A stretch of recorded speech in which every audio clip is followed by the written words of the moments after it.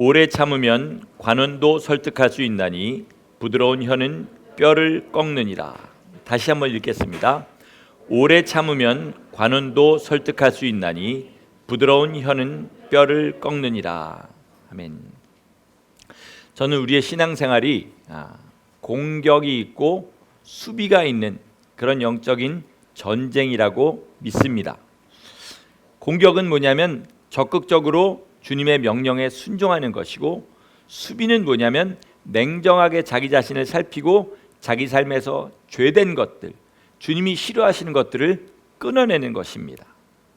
그 축구 선수들이 하는 말을 들으니까요, 공격수는 사람들의 기억에 남는 것이 잘하는 공격수고, 수비수는 사람들의 기억에 안 남아야 그것이 잘하는 수비수라고 그렇게 얘기합니다.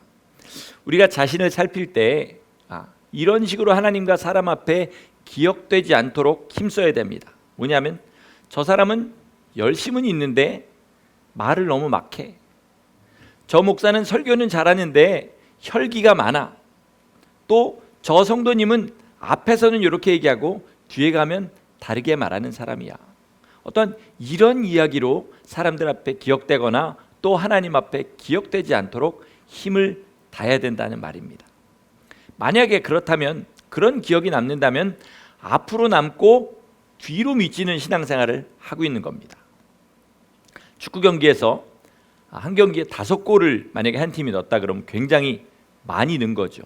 굉장히 아주 잘한 경기라고 생각할 수 있습니다. 그런데 5골 넣고 6골 먹으면 지는 겁니다. 우리 신앙생활도 마찬가지입니다. 하나님 앞에 앞으로 남고 뒤로 미치는 그런 신앙생활에서는 안 된다는 거죠. 그러니까 우리가 열심히 주님의 명령도 순종해야 되지만 삶에서 지워나가야 될 것들, 끊어나가야 될 것들도 반드시 끊어야 됩니다. 제가 오늘 드리는 말씀은 이 주로 말에 관한 것으로 수비에 관한 말씀이 주가 될 겁니다. 아마 여기 앉아 계신 분 중에 한 명도 말을 완전하게 하신 분은 없을 겁니다. 야고보서에 혀를 길들이는 것은 불가능하다 이렇게 얘기했기 때문에 그렇습니다. 그러니까 오늘 이 설교를 누가 들어야 되는데 이런 식으로 생각하지 마시고 다 자기 얘기로만 들으시고 상은 쌓고 하나님 앞 받을 책망은 날마다 지어나가시는 그런 성도들이 되시기를 축원합니다. 아멘. 제가 이제 목회자이다 보니까 많이 남들보다 하게 되는 게 뭐냐면 카톡입니다. 카톡, 하루에 카톡을 많이 보내고 많이 받습니다. 제가 말씀 이렇게 보내지 않습니까? 그러면 주로 한 20명에 한 분 중에 답을 이렇게 하시는데 주로 받는 답은 아멘, 이게 답입니다. 근데 가끔 좀 엉뚱한 답을 보내시는 분들이 있어요. 제가 받아본 답 중에 기억에 남는 것은 대부분 한 글자짜리입니다. 말씀이 이제 어떻게 끝나냐면 어떻게 하시기를 예수 이름으로 축원합니다. 이렇게 하면 아멘 하는데 어떤 분은 축원합니다. 그럼 응 이렇게 보냅니다. 또 왜 뭐 이런 식으로 보내시는 분들이 있어요. 이게 왜 그러냐면 저한테 그렇게 보낸 게 아니라 다른 사람한테 보낸다는 것을 잘못해서 그렇게 보내는 거죠.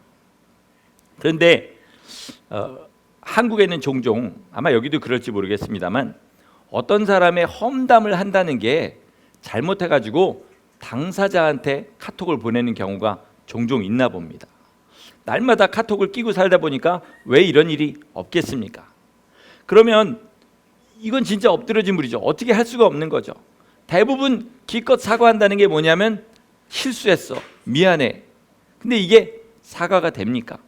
보낸 사람 입장에서는 그저 이거를 안 보내야 될 때 잘못 보낸 실수는 분명하지만 마음은 본심 아닙니까? 그죠? 욕을 한 거니까.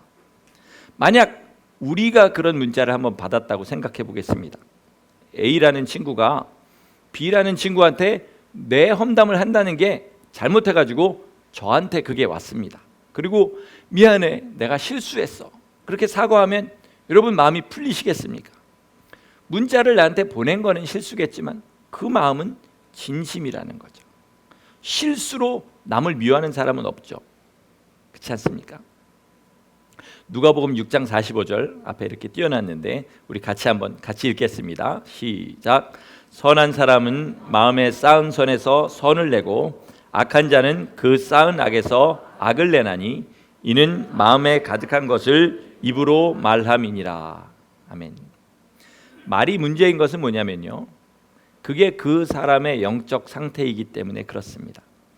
아무리 지혜롭게 말을 잘하는 사람이라 할지라도요, 마음에 있는 악은 언젠가는 반드시 드러나게 돼 있습니다. 입에 김치를 물고 아무리 냄새 안 나도록 말을 하려고 해도 입을 벌리는 순간에 입에서 김치 냄새가 나는 것과 같은 이치인 거죠. 오늘 말과 혀에 관한 그런 잠언들 몇 개를 계속 이런 식으로 살펴볼 텐데요, 잠언서에는 이런 말씀들이 20개 이상 이렇게 있습니다. 그 말씀을 들으면서 제가 깨달은 것이 하나 있는데, 그건 뭐냐면 자기의 말을 잘 하려는 노력만큼이요, 자기 입에서 나오는 말들을 보고 자기의 영적 상태를 스스로 진단해야 된다는 겁니다. 내 입에서 어떤 말이 나오느냐가 결국 그게 내 상태니까 자기 말을 날마다 듣고 그것을 진단해야 된다는 거죠. 그런데 이 잠언서들에서 사람이 이런 말들을 하는 이유를 뭐라고 얘기하냐면 패역했기 때문이다, 이렇게 얘기합니다. 패역했다. 패역했단 말은요, 그냥 딱 한 가지만 생각하시면 됩니다. 하나님을 두려워하지 않는다. 사람이 자기를 지으신 이를 두려워하지 않는 것이 뭐냐면 패역한 것입니다. 패역했기 때문에 말을 함부로 한다는 거죠. 그리고 그 패역한 증상으로 나오는 말들이 크게 세 가지 정도로 정리가 되는데, 하나는 뭐냐면 남의 험담을 하는 겁니다. 방금 예로 든 것 같이 다른 사람에게 뒤에서 얘기한다는 것이 실수로 그 사람한테 갔다고 해보겠습니다. 믿지 않는 사람들은요, 내가 왜 그런 바보 같은 실수를 했을까, 막 그걸 가지고 안타까워하겠지만, 우리 믿는 사람이라면요, 내가 누군가를 미워하고 있구나 라는 것을 깨닫고, 주님이 미워하지 못하는 사람, 용서하지 못하는 사람 어떻게 된다고 하셨지 깊이 생각해 봐야 됩니다. 뭐라 그러셨죠? 남을 용서하지 못한 사람은 천부께서도 그 사람을 용서하지 않는다, 이렇게 얘기했다는 걸 생각하고, 이게 하나님을 두려워하지 않는 가장 심각한 증상인 걸 깨닫고 몸부림쳐서 회개해야 됩니다. 만약에 내가 미워하는 대상이 정말 세상 사람들이 봐도 나를 내가 미워할 만하게끔 그렇게 군다 할지라도요, 우리는 얼마만큼 하나님 앞에 미움받기 합당했냐면 지옥을 갈 만큼 하나님 앞에 미움받기 합당한 그런 죄를 지었다는 것을 아시고 이걸 잊어버려야 되는 거죠. 두 번째 증상은 뭐냐면 거짓말입니다. 거짓말. 저는 거짓말을 이렇게 정의합니다. 참말을 얘기해서 가질 수 없는 것을 갖기 위해서 사람들이 쓰는 술수다. 하나님은 거짓말하지 않으십니다. 왜요? 전능하시기 때문에. 그리고 우리를 구원하실 때도요, 쉬운 길이 있을 수 있습니다. 하나님 전능하시기 때문에. 그러나 그 공의를 손상시키지 않으시기 위해서 육신을 입고 이 땅에 오셔서 십자가를 지는 그런 극악하고도 어려운 길을 택하셨습니다. 우리가 하나님의 사람이라면 하나님의 법대로 해야 되고, 하나님의 인내를 가지고 하나님의 방법대로 해서 우리가 하나님께서 허락하신 것을 얻어야 되는데, 그것이 성질이 급하든지 믿음이 없든지 아니면 아까 처음 말씀드린 대로 패역해서 하나님을 두려워하지 않기 때문에 거짓말을 한다는 거죠. 여러분, 일주일만 정말 한마디도 거짓말 안 하고 살겠다, 작은 거짓말 하나도 난 절대로 안 하겠다, 한번 작정하고 살아보시기 바랍니다. 그럼 내가 얼마나 하나님 두려움이 없는지를 금방 깨닫게 되십니다. 거짓말이 내 삶에서 떠나려면요, 하나님이 내 말을 다 듣고 계신다. 뻔히 내 속을 알고 진실이 뭔지 알고 계신 하나님께서 이걸 다 듣고 계신다. 그렇게 믿고 하나님께 말하듯이 그렇게 말하면 내 삶에서 거짓말이 사라집니다. 여러분, 이번 한 주간 동안 거짓말하지 말고 한번 살아보시기 바랍니다. 이때를 이용해 가지고 남편의 과거를 캘라 그런다거나 그런 나쁜 짓은 하지 마시고요, 그저 그냥 일상적으로 살아가면서 내가 거짓말하는 것들을 한번, 작은 거짓말이라도, 엄마 누가 전화 왔는데 요즘은 다 셀폰이랑 안 받아버리면 되니까 없다고 그래라, 이런 거 하지 마시라는 거죠. 셋째는 뭐냐면 과격한 말입니다. 배역한 사람들은요, 부드럽게 좋은 단어들을 선택해도 될 말들을 사납고 자극적인 말들을 사용해서 그렇게 하는 것을 좋아합니다. 저도 남 웃기는 걸 굉장히 좋아했습니다. 대학교 다닐 때 사람들 앞에 쫙 앉혀놓고 그저 재밌는 얘기하고 막 웃는 거 보면 하루에 체증이 그렇게 내려가는 것처럼 그렇게 웃기는 걸 좋아했는데, 아직도 그 버릇을 못 고쳐가지고 가끔 쓸데없는 농담하고 뒤로 돌아서서 이게 무슨 소리 한 거야 막 이렇게 할 때가 있는 거죠. 여러분, 제가 혹시라도 이상한 농담을 한다고 하여간이요, 하나님을, 거룩하신 하나님을 경외하는 사람은요, 말도 거룩하고요, 말투도 온유하고요, 그리고 사용하는 단어도 세상과는 분명히 구별된 단어들을 사용하게 됩니다. 이것은 노력으로 되는 것이 아니라 방금 말씀드린 대로 내 삶에 함께 하시는 하나님을 경외하고 그분을 두려워하는 데서 나오는 것입니다. 여러분, 우리가 어떤 말을 어떻게 잘못한다 할지라도요, 그것은 실수가 아니고 나의 민낯이라는 사실을 아셔야 됩니다. 그걸 인정할 때 회개가 가능한 거죠. 또 설사 목회자나 직분자들이 자기를 어떻게 잘 행동하는 방법을 배워가지고 그것을 그렇게 잘 가린다 할지라도 남에게 보여지는 모습이 하나님이 그 사람을 보시는 모습은 아니라는 사실을 분명하게 알고 하나님을 두려워해야 됩니다. 그러므로 여러분, 끊임없이 자기를 살피고 자기의 위치와 신앙 경력에 비해서 좀 부끄러운 것이 있다 할지라도 그것을 좀 인정하고 고쳐야 됩니다. 그래야 온전한 구원을 받을 수가 있는 겁니다. 무슨 기계 같은 거 사면 그 뒤에 이렇게 매뉴얼에 트러블 슈팅이라고 나옵니다. 이 기계가 잘못됐을 때 이런 증상이니까 한번 해봐라 하는 거죠. 우리도 우리 영혼의 트러블 슈팅을 날마다 해봐야 됩니다. 자, 증상과 원인을 말씀을 드리겠습니다. 입에서 남의 험담이 나온다. 미움이 있다. 주로 돈 얘기만 한다. 돈을 섬긴다. 그죠? 거짓말한다. 그러면 주님이 허락하시지 않은 것을 바란다. 말이 강하고 자극적이다. 그럼 내 마음도 강하고 강팍하다. 이성에 관한 얘기를 자주 한다. 드라마에 잘생긴 사람, 이쁜 여자들 얘기한다. 그러면 마음이 음란하다. 세상 이야기만 한다. 세상을 사랑한다. 하늘나라 이야기만 한다. 하늘나라를 바라든지 아니면 외식한다. 내가 하늘나라 얘기만 의식적으로 한다 그래서 꼭 그 사람이 하늘나라를 바라는 사람이 아니라 외식하는 사람일 수도 있다는 거죠. 그러니까 여러분, 항상 우리의 마음을, 우리의 말을 통해서 계속 진단해 보시고, 미움을 없애고 돈 사랑하는 것 없애고 음란을 죽이고 세상을 사랑하지 않고, 이런 것들은 그냥 노력만 가지고 되는 것이 아니라 하나님을 경외하고 하나님의 성령이 우리 가운데 역사해서 우리를 고치실 때만 가능한 것이기 때문에 힘쓰며 애쓰며 그리고 주님 앞에 애통하면서 기도하시기를 축원합니다. 그러면 우리는 아무 노력도 안 해도 되느냐? 그저 성령님께서 고쳐주실 때까지 우리는 입 다물고 가만히 있어야 되냐? 그것은 아닙니다. 마태복음 12장 26절에서는 이렇게 얘기합니다. 우리 같이 한번 읽겠습니다. 내가 너희에게 이르노니 사람이 무슨 무익한 말을 하든지 심판날에 이에 대하여 신문을 받으리라. 그러므로 우리는 말을 잘 하도록 힘써야 됩니다. 잘못하면 주님 앞에 다 기억된다는 거예요. 그리고 말하는 걸 그때그때 듣고 그때그때 회개하면 가능하지만 이미 엎질러진 물들을 계속 나중에 한참 지나서 회개하는 것은 어렵지 않겠습니까? 그러니까 날마다 말을 조심하고 내가 하는 말들을 회개해야 된다는 거죠. 잠언 16장 24절 말씀, 우리 이건 떴죠? 앞에 떴습니까? 예, 우리 같이 한번 읽어보겠습니다. 선한 말은 꿀송이 같아서 마음에 달고 뼈에 양약이 되느니라. 이 말씀에서 선한 말이란 건 뭐냐면요, 선한 목적을 가지고 선한 언어들을 사용해서 하는 말을 말하는 겁니다.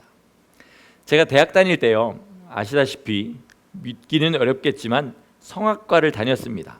노래를 하던 사람이죠. 근데 한국의 성악가는요, 실기 교수의 그런 어떤 권력이 절대적입니다. 막 레슨하다가 책을 막 집어 던지기도 하고요. 막 남자 선생님 같은 경우 기억나는 경상도 선생님 한 명 있는데 그분은 레슨하다가 내가 리어카 사줄 테니까 배추 장사나 하라고.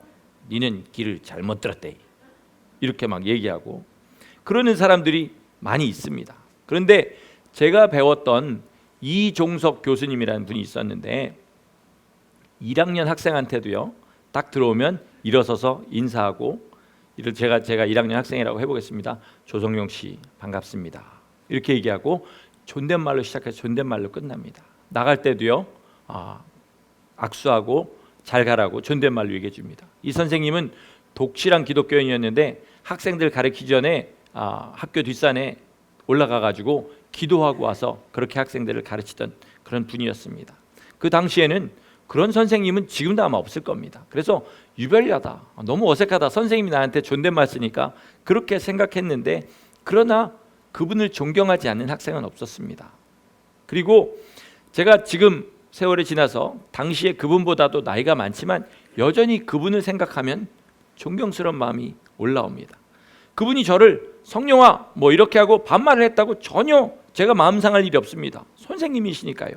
그러나 그분이 그렇게 저를 존경하는 그런 말을 썼기 때문에 지금도 저는 그분을 선생님이 아니라 인격자로 신앙인으로 여전히 생각할 때마다 존경합니다.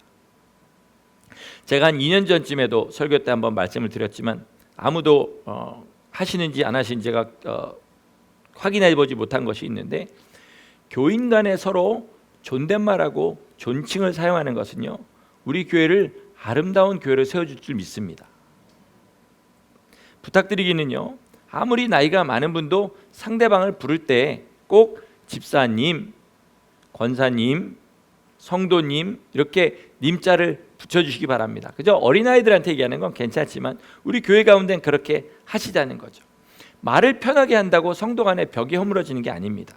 벽이 허물어지긴 허물어지는데 그 허물어진 벽을 통해서 안 왔다 갔다 해야 될 감정들까지 그렇게 왔다 갔다 합니다. 그래서 될 수 있으면 성도 간에는 서로 극존칭 그리고 존댓말을 사용하시는 게 좋다는 거죠. 우리가 주님 안에서 형제되고 자매된 것은요 오직 어려운 일 당할 때 내가 얼마나 그 사람 위해서 기도해주고 얼마나 희생해주고 그 사람의 어려움을 도와줬느냐가 그것을 결정하는 것이지 서로 말을 편하게 한다고 교회가 화목한 교회가 되는 것은 아니라는 겁니다. 여러분 성경에서요 부부간의 사랑보다 더 가깝다고 나오는 다윗과 요나단의 대화를 한번 이렇게 보시면요 얼마나 서로를 존경하고 얼마나 서로를 신뢰하는지 구구절절 쓰는 말들과 그 내용 가운데서 묻어납니다. 여러분 우리 교회 가운데 교인 가운데 그런 신뢰와 주님 안에서의 사랑이 싹트기를 예수 이름으로 축원합니다. 서로 편하게 말하는 게 절대 죄라는 뜻은 아닙니다. 그러니까 오해는 하지 마시기 바랍니다. 그러나 말은 편하게 하더라도 서로 님자 붙이시고 그리고 서로를 지극히 존중하고 아끼는 마음으로 말을 편하게 하시라는 거죠. 아무리 존댓말을 해야되라도 속으로 자꾸 그렇게 하시면 한 대 치시는 맞는 경우가 있습니다. 뭐 이런 얘기하는 것보다는 좋은 말들을 편한 말로 해주시는 건 좋다는 거죠. 그러니까 이 사람한테 유익이 될 말들 정말 존경심을 담아서 그렇게 하라는 거죠. 그러니까 당연히 존대해야 될 사람을 존대하는 것은 성도의 도리가 아니라 사람의 도리지만 만약에 나이가 지극하신 분이 어린아이들한테까지도 그렇게 존경하는 말들을 해준다면 제가 방금 말씀드린 그 이종석 교수님처럼 많은 사람에게 존경을 받을 겁니다. 교회 안에서는요 존경받는 한 사람의 힘이 존경받지 못하는 100사람의 힘보다 훨씬 더 강력합니다. 바른 신앙을 가진 어른이요 바른 삶의 모습으로 연소한 자들의 존경을 받는다면요 그런 교회는 마귀가 절대로 함부로 하지 못합니다. 연소한 자들이 바른 믿음을 가지신 분들의 본을 받아서 그런 사람이 되어져가는 그런 교회는요 반석 위에 세워진 교회 같고요 여러 해가 지나도 변하지 않는 목회자가 바뀌어도 변하지 않는 그런 교회가 됩니다.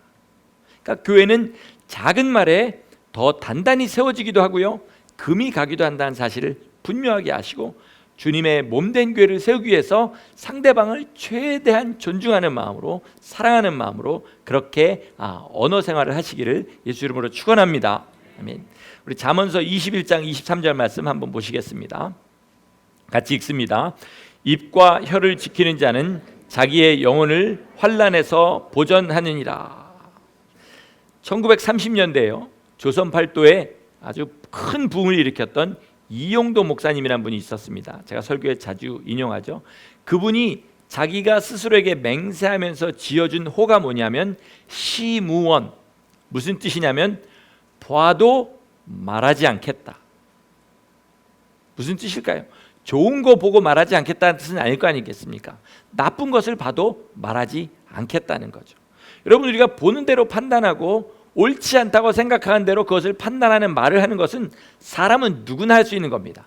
악인도 선인도 거듭난 자도 거듭나지 않은 자도 다 할 수 있는 겁니다. 그리고 자기가 당한 일을 그걸 가지고 또 남한테 있는 그대로 얘기하는 것도 누구나 할 수 있는 것이죠. 그러나 그것이 자기의 입과 혀를 지키는 것은 절대로 아닙니다.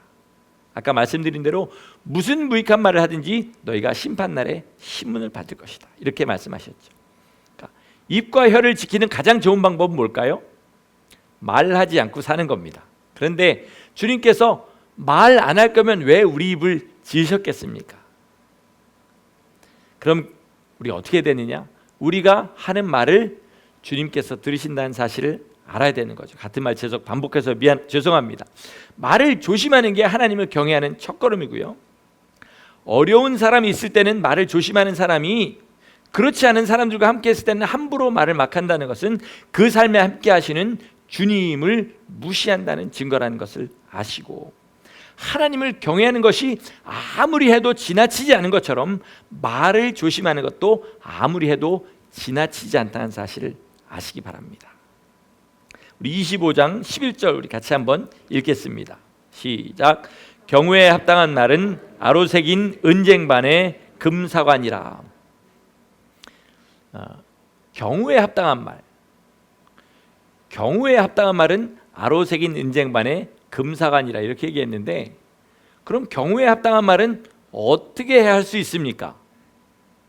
아주 쉬운 질문입니다. 뭐죠? 경우를 알아야 경우에 합당한 말을 하지요. 그럼 경우는 어디서 배웁니까? 악인들과 같이 지내면 악인들의 경우를 배우지만 의인들과 같이 지내면 의인들의 경우를 배웁니다. 하나님과 동행하면 하나님의 경우를 배웁니다.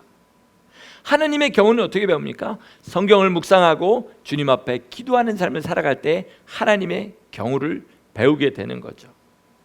경우에 합당한 말, 하나님 보시기에 합당한 말을 하면 하나님께 기억되고요, 하나님이 하늘에서 받을 상으로 그렇게 바꿔주십니다.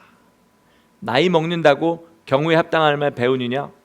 여러분 인생을 통해서 아니란 것 다 아시죠? 많이 배운다고, 학력이 높아진다고 경우에 합당한 말 배우느냐? 학교에서는 요즘 점점 더 그거 안 가르쳐 줍니다. 오직 주님을 경외하시고 성경을 시시로 때때로 묵상하는 사람만 경우에 합당한 것을 배울 수가 있습니다. 요즘 성경들 읽으십니까? 제가 9월달 이후로는 성경 읽으시라는 얘기를 안 했는데 성경들 읽으시는지 모르겠습니다. 여러분 성경 읽으셔야 됩니다. 그리고 성경을 통해서 주님 뭐가 경우에 합당한 것인지 제게 가르쳐 주시옵소서, 이것을 배워나가셔야 됩니다.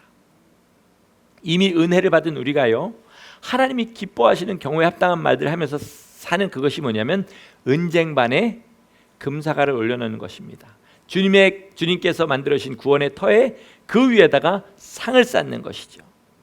우리가 서로를 위해서 중보하고 기도할 때 우리 사람의 입에서 나오는 말을 듣고요, 진단하고 기도해 줘야 됩니다.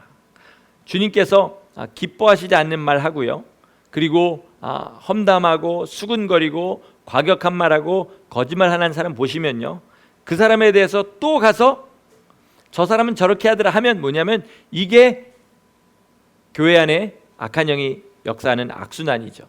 들은 데서 딱 거기서 끊으시고 뭐 해야 됩니까? 기도해야 되는 거죠. 주님, 저분이 지금 조금 심령의 상태가 어려운 것 같습니다. 하나님 붙잡아 주시고 주께서 저 입에서 주님 기뻐하신 말 다시 나오도록 주님 역사해 주시옵소서, 이렇게 기도하셔야 됩니다. 이게 성도 간에 마땅히 해야 될 바인 겁니다. 그리고 마지막 잠언 말씀에 관해 말씀 나누기 전에 제가 그동안 목회하면서 깨달은 것 한 가지만 더 말씀드리면요, 말도 조심해야 되는데 듣는 것도 굉장히 조심해야 됩니다. 보통 사람들이 와가지고요, 말을 하는데 어떤 사람과 있었던 일을 얘기하지 않습니까? 그러면 정말 있는 사실을 그대로 얘기하면서도 저 사람을 악당으로 만들고 자기를 정의의 사도로 만드는 일 아주 쉽게 할 수 있습니다. 제가 아까 맨 처음에 응 하신 분이 있다고 그러지 않습니까? 그 응도요, 세 가지 다른 투가 있을 수 있습니다. 응 있을 수 있고요, 무뚝뚝하게 응 할 수 있고요, 이렇게도 할 수 있습니다. 그죠? 똑같은 응이에요. 근데 보통 사람들은요, 해놓고도 와가지고 할 땐 내가 응 했는데 갑자기 저 사람이 화를 내는 거야. 그죠? 말은 한 글자도 안 틀려요. 그런데 그렇게 되면 야, 그 사람 성질 이상한 사람이네. 듣는 사람이 이렇게 되지 않습니까? 말하는 사람의 의도대로 넘어가는 거죠. 저도 목회 시작하자마자 이런 것 때문에 많은 시행착오를 겪었습니다. 그래서 요즘은 어떻게 하냐면 누군가 와가지고 남의 얘기를 하지 않습니까? 그러면 저 성도님이 마음이 많이 상했구나, 시험에 들지 않도록 위해서 기도해 주겠다, 이렇게 생각하고 이 성도님이 다른 성도님에 대해서 얘기를 했다. 요즘 저한테 와서 그런 말 하시는 분은 없습니다. 만약에 얘기했다 그러면 저는 이런 얘기에 대해서는 잊어버립니다. 왜냐하면 사람이라는 게 아무리 공정하게 얘기를 전하려고 해도요, 자기는 좋게 보이게 만들고 남은 좀 깎게 만드는 그런 것이 있기 때문에 그렇습니다. 그러니까 주의 종이 돼 보니까요, 당하는 사람도 불쌍하고요, 이 사람에게 해를 가하는 사람도 불쌍합니다. 둘 다 불쌍합니다. 이게 아마 하나님이 가지신 마음이 아닌가 그런 생각이 듭니다. 어떤 사람도 이 사람이 지금 당하고 있으니까 이걸 정의롭게 해결하겠다, 이런 마음을 가지면 두 사람 다 못 건지지만 둘 다 불쌍히 여기면 두 사람 다 건질 수 있는 것이 성도의 삶인 겁니다. 그러니까 여러분, 주님의 말씀을 들으실 때는요, 두 귀를 다 사용해서 마음 가운데 들어가도록 들으시고요, 남의 얘기를 들을 때는요, 한 귀를 듣고 잠깐 생각한 다음에 이쪽 귀로 이렇게 흘리라고 아마 주님께서 귀를 이렇게 만들어 놓으신 거 아닌가 하는 생각이 듭니다. 여러분, 남의 말을 들을 때도 굉장히 지혜롭게 들으시기를 예수 이름으로 축원합니다. 아멘. 우리 마지막 한 절 오늘 본문 말씀 같이 읽겠습니다. 시작. 오래 참으면 관원도 설득할 수 있나니 부드러운 뼈를 깎느니라. 아멘. 이 말씀의 포인트는 부드러운 혀입니다. 이것을 설명하시려고요, 오래 참으면 이라는 말을 썼습니다. 요즘 세상에도 공무원을 뭐라고 부르냐면 철밥통이다 이렇게 부릅니다. 특별한 잘못하지 않으면 일평생 정년 퇴직할지 일하는 것이 공무원입니다. 그러니까 좀 더 깐깐하고 상대하기가 힘든 것이 공무원들이죠. 근데 이 당시에는 더했습니다. 관원이라는 게 공무원 얘기하는 거예요. 이들은 상대하기가 불가능한 존재였습니다. 오직 뇌물만이 이들의 마음을 바꿀 수 있었는데, 가난한 과부가 불의한 재판관을 찾아가듯이 그렇게 계속 가서 말하고 또 말하고, 재판관에 갔으니까 얼마나 부드럽고 좋게 말했겠습니까? 자기의 사정을 이렇게 말하면 결국은 말로 뼈를 꺾는다는 겁니다. 이게 우리 성도의 지혜인 거죠. 미국식 자녀교회의 장점을 이렇게 보니까요, 잘 자녀를 기르시는 분들은 상당한 인내를 가지고 기르십니다. 아직 아이들이 어리신 분들은 꼭 참조하시기 바랍니다. 그건 뭐냐면 같은 말을요, 화내지 않고 계속 반복하는 겁니다. 너 이렇게 하면 안 돼. 이거는 왜 틀렸어? 그걸 계속 반복하는 거예요. 그래서 너 지금이 5번째인데 6번째는 이런 벌을 준다 라고 얘기를 하는 거죠. 벌을 줄 때도 너희가 이렇게 했으니까 벌을 준다 그러고, 그렇게 큰 벌 안 줘도 아이들이 그러면 벌을 받으면서 생각합니다. 이거를 어릴 적에요, 우리 한국 사람 같으면 윽박 지르고 때리고 이럴 때, 어릴 때부터 그렇게 아이들을 키우면 어떻게 되냐면 나중에 이 아이들이 굉장히 리즈너블하게 그렇게 사고하는 방식을 배우고, 그리고 부모와 계속 대화하면서 그런 문제들을 해결해 나가는 것을 보게 되는 거죠. 근데 우리들은 보통 뭐냐면요, 아이들뿐만 아니라 어른들도 내가 한 번, 두 번 얘기하면 듣기를 바랍니다. 좀 과격한 표현으로 들어먹기를 바랍니다. 그렇게 바라죠. 그런데 그럼 남이 나한테 얘기하면 한 번, 두 번 해갖고 듣습니까? 자기는 안 들으면서 내가 하는 말을 남은 듣기를 바라는 거죠. 그러니까 그럴 사람은 세상에 별로 없으니까 화내지 말고 온유한 말로 여러 번 하다 보면 그 사람의 뼈를 꺾는다.